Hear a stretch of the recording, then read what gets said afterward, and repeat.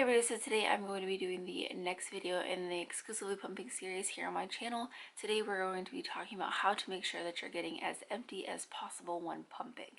Now this video is kind of a follow-up to my last video that I did in my EP series about how long each pump session should be, how long you should be pumping for, and I got a lot of questions on how to make sure that you empty properly, how to make sure you're as close to empty as possible. So that's what we're going to be talking about today. Please excuse me for talking low. Both my girls are still asleep. I got up super early to film this for you guys, but I just want to go ahead and get started with saying that there's no way to get 100% empty. We are constantly making milk, so you're never going to get bone dry, but you can get pretty close, which is the point or goal when you are pumping. I should say in most cases, but if you want details on how long to pump for, please go back and watch the last video. I will have it linked down below. Making sure you're as empty as possible is very important when it comes to maintaining milk supply, because it is a supply and demand system. If you're not emptying all the way, it's not signaling to your body that you need that milk, so it's going to make less and less over time. So that's why it's important. It's also important because you want to keep clogs and mastitis, however you pronounce it. I always pronounce it wrong, but keeping those things at bay. Before I get started, I wanted to say that I'm going to have a Google Doc listed down below for you guys. It's going to have pictures and all kinds of like infographics and stuff for you guys to save on your phone. That way it'll be very helpful for you guys. That will all be in the Dropbox below, but make sure you check it out because those pictures you can save to your phone and they're super useful. So your first step is to make sure that you have the proper flange size. This is super important in pumping in general, but definitely when it comes to emptying, because of how your nipple is moving in the flange. It's going to determine on whether or not it's being stimulated properly. If it's too tight, your nipple's not going to move freely enough for it to express milk properly, and if it's too big, it's not going to be able to be stimulated enough to express milk. So it's very important you kind of get that nice little like niche going. I did want to say with flange size though, always go with what gives you the most milk and is the most comfortable, no matter what your technical size may be. Like I said, I will have an infographic in that Google Doc down below for you guys for you to check out. It's very helpful in gauging on what flange size is probably right for you. You can also join a variety of different Facebook groups. There's a ton of people who do flange sizing now. Just make sure you kind of like, I would shop around a bit, make sure you're getting the right size, maybe a general consensus, but nobody knows your body like you do. So even if someone sizes you but you seem to get more milk and you're more comfortable with a different size, go with what you feel is best. While we're on the topic of flange, lubing them can help a lot with comfort, which can then help empty you better. The more comfortable and relaxed you are, the easier milk is going to flow. So I have shown before, now excuse me because this is dirty and I wasn't planning on showing you guys. I literally just got done pumping, but when I say lubing your flange, this is what I mean. You're going to want to lube this part of your flange right in there, just the tunnel. If you put lube outside here, your boob's just going to be moving all over the place. It's going to be really hard to get a good suction, but if you put it right in the tunnel right here, that'll help your nipple move nice and smoothly. It's going to feel a lot better. Sorry about my dirty flange. Like I said, just got done pumping. For that, you can use coconut oil. I recommend unrefined, virgin, cold pressed, non-GMO coconut oil for like the best option out there, but use whatever you have at home. It's going to be fine. And I get a lot of questions on what if that gets in your milk.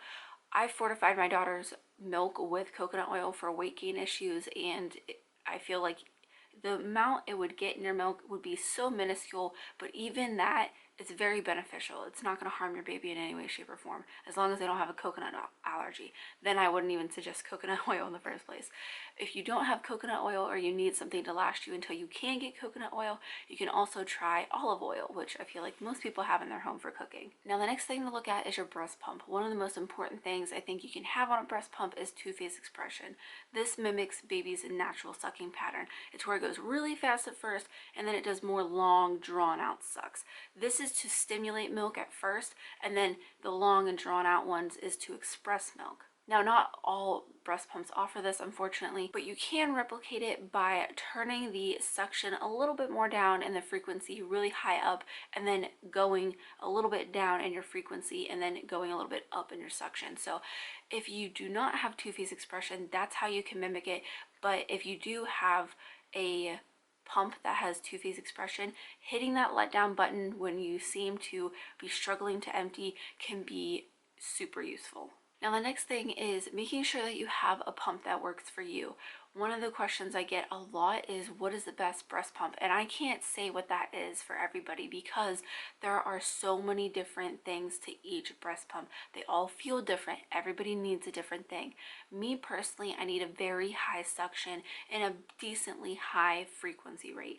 I can't do long drawn out sucks. I can't do like very little suction. However, I know people who need a really long drawn out suck and they need something very gentle. It just really varies from mom to mom. So making sure you have the breast pump right for you is very important, because like I said, when you're more comfortable and you're more relaxed, the milk's going to flow a little bit easier. If you're in pain and your breast pump doesn't feel good and it's painful the whole time, you're not going to be emptying well because you're so stressed out. I will have an upcoming video on which breast pumps I recommend for which moms.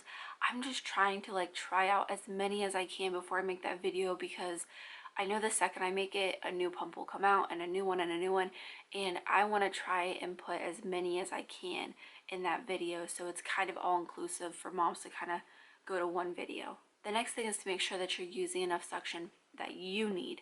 Like I said, I need a very high suction, but there's other people who don't need a lot at all. Using too much suction than what you need can lead to nipple trauma. It's going to lead to a lot of pain. You're going to be uncomfortable. But not using enough is also not going to stimulate your nipples enough to express milk. So it's very important that you find a balance. But just like knowing what kind of pump is right for you, even when it comes to flange size, sometimes you have to find your nice little middle ground, and it's going to be very individual and personalized to you. But like I've said in all my other pumping videos, you want to create a suction that's stimulating and it's pulling out milk, but it's not uncomfortable or painful for you. There are a few things that you can try to help you empty not only more thoroughly, but also maybe even a little faster. And the first one is lecithin. I had to say that slowly because I've screwed it up like 3 times trying to say it. But this does not go for everybody. If you have a history of depression, just skip this part because lecithin is not a good idea for you. But I will have an infographic in that Google Doc down below. It'll explain everything to you. But basically, it's an herbal supplement that you can find in capsule form, and it helps you empty more thoroughly and a little bit quicker. Massaging and shaking your boobs can be one of the best things to encourage milk flow. That is something that has worked through and through for me all across the board. Massaging tends to make me more sore. It makes my boobs kind of like look a little swollen. So what I do is I just kind of take my fingers like this and I just kind of shake like this, and I don't know, it sounds kind of weird and maybe even a little silly, but it honestly helps. The massaging, I felt like it wasn't loosening stuff. It was just kind of rubbing my skin, and it wasn't really doing what I needed it to. But to give it a nice light shake and kind of, you know, put your fingers wherever you feel like a clogged duct might be and just give it a good shake, that has helped a lot for me. A warm compress is really, really great, and I love this especially on cold mornings where it just kind of opens everything up. It helps relax you. You just feel really good with a warm compress, especially if you're engorged. Maybe you don't have a middle of the night pump anymore. It helps a ton. And I love the Little Buds breast packs. They are amazing because they hold heat for a pretty decent amount of time. And for someone like me, who my first morning pump is like an hour long, I greatly appreciate that. So I'm going to read you off a good rule of thumb to gauge on whether or not you're as empty as possible. I'm going to read this so I make sure I'm getting it word for word and I'm not leaving anything out for you guys. Immediately after a pump session, make sure your breasts are soft and squishy. Then try to hand express and make sure you don't see any streams of milk. If all these things checked out, you're as empty as possible. If your breasts have hard spots or you see streams of milk, you aren't as empty as possible and you should troubleshoot what's causing that. So if you've pumped and you're still having those hard spots and you're seeing streams of milk, you probably need to have another couple letdowns. You might have a clog. There's a number of different things on why you may not be emptying well. Basically, I would run through this list to see if you can encourage and make sure that you have all these things in order. And then if you don't, you may have a clog, and I already have a video on that, and I'll have that linked for you guys as well in case that is the problem for you guys. That is everything for how to make sure that you're as empty as possible. Let me know down in the comments below what EP videos you guys would love to see. I hope you guys enjoyed the video, and as always, thanks for watching.